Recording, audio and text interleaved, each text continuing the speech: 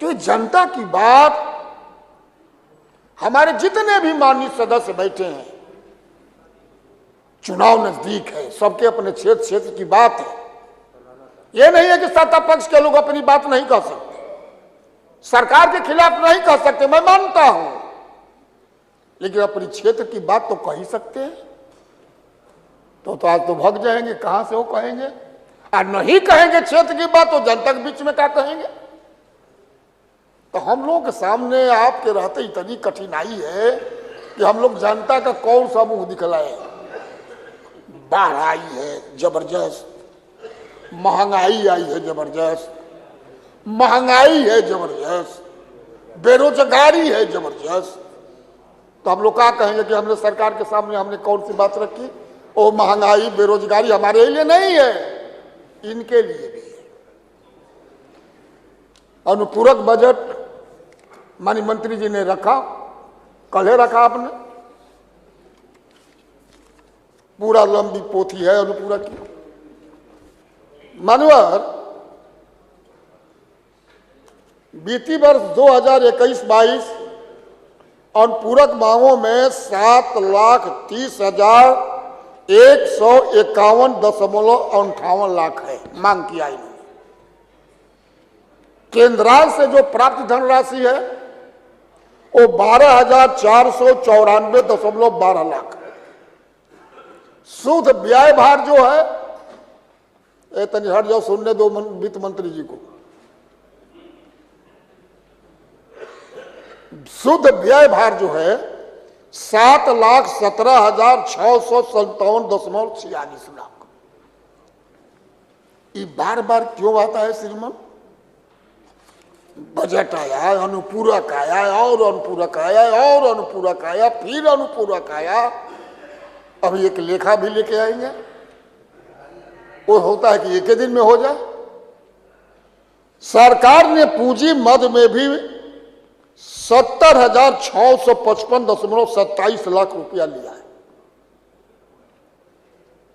जबकि पिछले बजट में पूंजी मद में जो धन लिया था, इस महीने तक केवल माननीय मंत्री जी 18.7% ही स्वीकृतियां हो पाई हैं। पूंजीगत मद जो विकास कार्यों का मद होता है, उसमें माह अगस्त 21 तक कुल बजट प्रावधान का मात्र 18.7% की ही वित्तीय स्वीकृतियां जारी करना स्पष्ट करता है कि भाजपा सरकार की विकास कार्यों में कोई रुचि नहीं है। मान्यवर,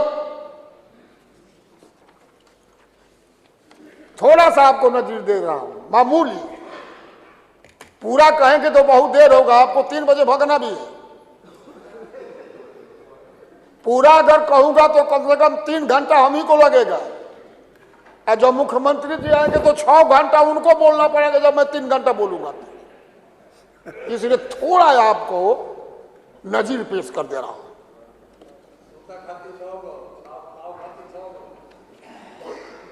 पूंजीगत मद के बजट से अब तक जारी स्वीकृतियां जो आपने बजट पास कराया, पंचायती राज 0% श्रीमान,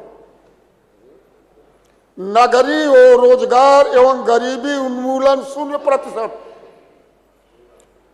बाल विकास पुष्टाहार जिसका आप ढिढोरा पूछते हैं कि हमने गर्भवती महिलाओं को, गरीब महिलाओं को, बच्चों को पुष्टाहार खिला करके पहलवान बना दिया, 0%। पशुपालन जो किसानों का एक आय का मुख्य स्रोत है, 0%। आयुष विभाग जो सस्ते में लोगों को दवा मिलता है, 0%। आवास एवं शहरी विकास 0.05%, बेसिक शिक्षा 1.31%, कृषि 2.00%, नगर विकास कृषि 1.57%, नगर विकास 2%, नियोजन 2.25%, न्याय विभाग 4.7%, राजस्व 4.7%, नमामि गंगे में ग्रामीण जलापूर्ति विभाग 6.81%, माध्यमिक शिक्षा 7.26%, लोक निर्माण 12.85%, ऊर्जा विभाग 18.44%, ग्राम विकास 19.95%। ये आपके अधिकारियों ने स्वीकृति किया है बजट में जो आपने पास कराया। अभी जो मैं पूरा विभाग का ले आऊं तो मैंने जैसे आपसे कहा अध्यक्ष जी बहुत देर लगेगा। सरकार विकास कार्यों कराने का दम भरती है किसमें?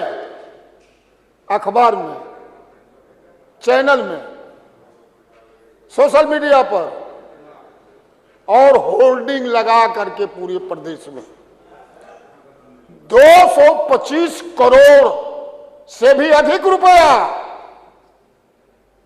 केवल झूठा प्रचार करने के लिए सरकार ने अब तक खर्च किया पिछले बजट का। और अनुदान संख्या 086 के लेखा शीर्षक 22-20 में विज्ञापन, बिक्री और विज्ञापन व्यय के लिए 45,000 लाख रुपया आपने लिया है। काहे के लिए? झूठा प्रचार के लिए। झूठा प्रचार। हमने इतने लोगों को नौकरी दे दिया, हमने किसानों को मालामाल कर दिया, हमने बेरोजगारी खत्म कर दी। इसी पैसे से आप झूठा प्रचार करते हैं। इतना पैसा अगर बेरोजगारी दूर करने के लिए खर्च कर देते तो हमारे नौजवान इतना बेकार नहीं रहते जो 45 बरस के अंदर इतनी बड़ी कभी बेरोजगारी नहीं आई। ये धन जनता का है, वो पैसा विकास पर खर्च होना चाहिए, आप प्रचार पर खर्च करते हैं। अभी माननीय अध्यक्ष जी जो प्रचार की बात है मैं देख रहा हूं, एक होर्डिंग लगी है गली गली, हर पेट्रोल पंप पर, हर गांव में, हर चौमुहानी पर, मुफ्त वैक्सीन, बधाई हो मोदी जी। और नीचे मुख्यमंत्री जी का फोटो ऐसे हंस रहे हैं जैसे चिढ़ा रहे हैं वो जनता को। क्या देख लीजिए वो फोटो को, लगता है कि जनता को चिढ़ा रहे हैं। कब मुफ्त वैक्सीन? जब 3 हिस्सा लोगों ने वैक्सीन खरीद करके महंगी लगवा लिया। 1%, 1/4 लोग बचे हैं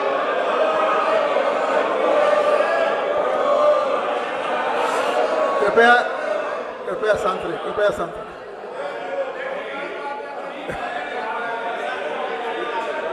1/4 लोग बचे हैं तो मुफ्त टीका, बधाई हो मोदी जी। मान्यवर आप विद्वान हैं, इतिहास पढ़ते हैं, वेद पढ़े हैं, वेदों का आपने परिभाषित भी किया है। इसी देश में बहुत बड़ी बीमारी, प्लेग की बीमारी आई थी। हमारे देश में इतना संसाधन नहीं था, उसका भी टीका लगा, फ्री में लगा। हैजा आया, लाखों लोग मरे, उसका भी टीका लगा, फ्री में लगा। चेचक की बीमारी आई, लाखों लोग मरे, उसका भी टीका लगा, फ्री लगा। ये पोलियो को घूंट पिलाई गई बच्चों को, वो भी फ्री लगा। इनका जब 3 हिस्सा लोग लगा लिए, थोड़े बच गए, बधाई हो मोदी जी।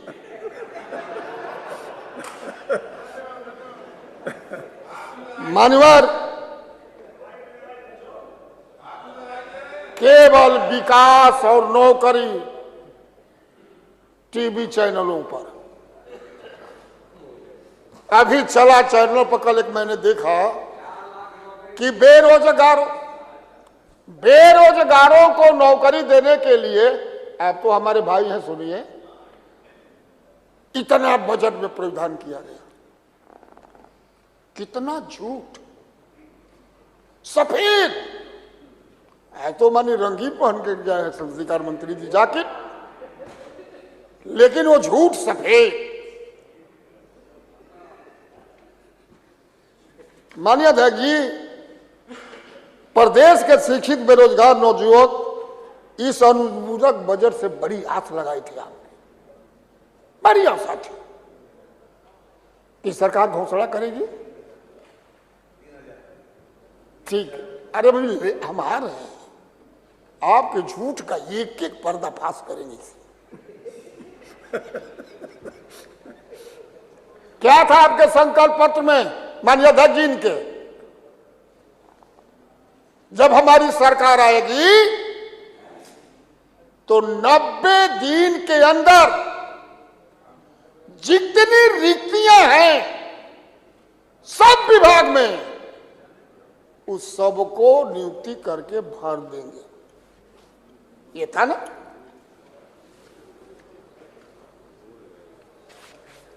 दिसंबर 2020 में सरकार ने घोषणा किया कि अधीनस्थ सेवा चयन आयोग से 50,000 भर्तियां की जाएंगी।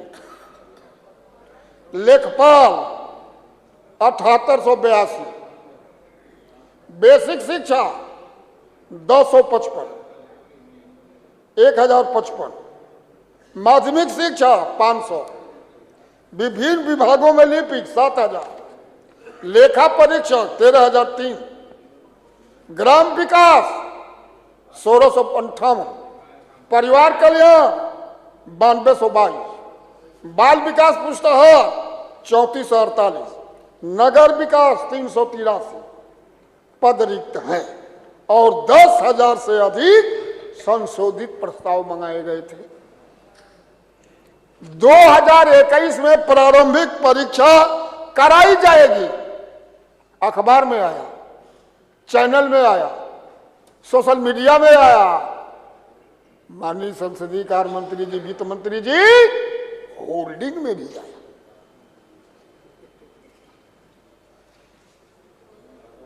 और भर्ती न कराई जाए इसके लिए लंबा प्रक्रिया आपने रखी।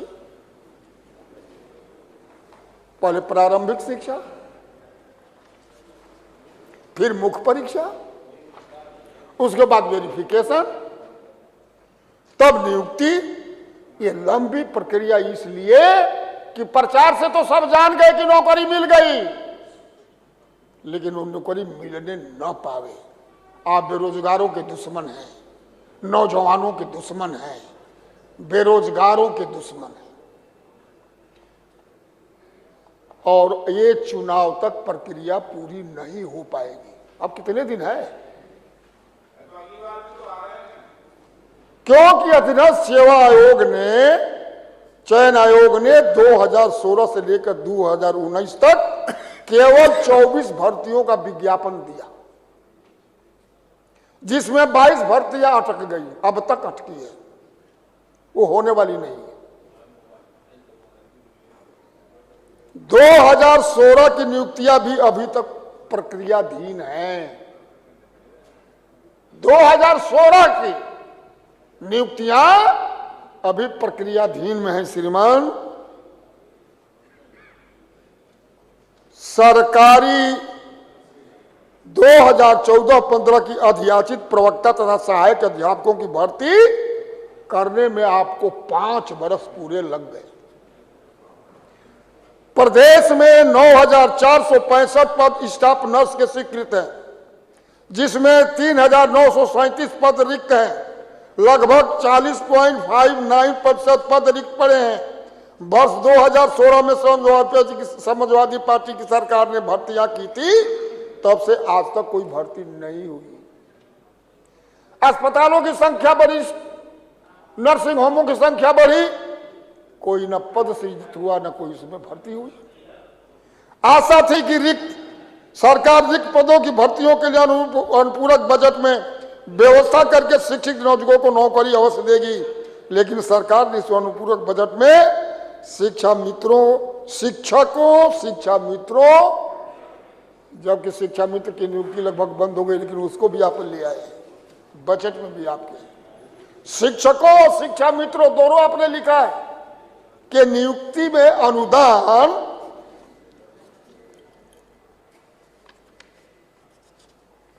अनुदान संख्या 071 लेखा शीर्षक 8902 में रुपया 2,851 लाख का प्रावधान आपने किया है।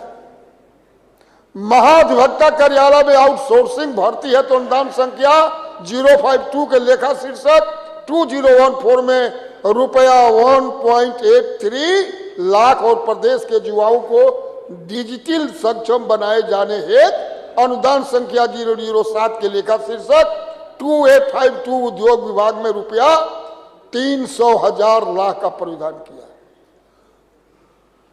डिजिटल ट्रेनिंग, और इसी को कल चैनल में आपने चलवा दिया कि मैंने इतना नौकरी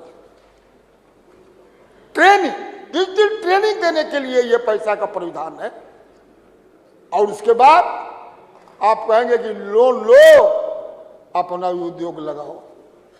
माननीय वित्त मंत्री जी, हमारे माननीय जितने भी सदस्य बैठे हैं, हर आदमी किसी न किसी बैंक मैनेजर को फोन करता है कि ये लड़का बेरोजगार है, ये ट्रेंड है, ये उद्योग लगाना चाहता है, इसको लोन दो। लोन देने में और लोन उसको लेने में छठी का दूध याद आ जाती है, और नहीं मिलता है, बैठ जाता है, बेरोजगार हो।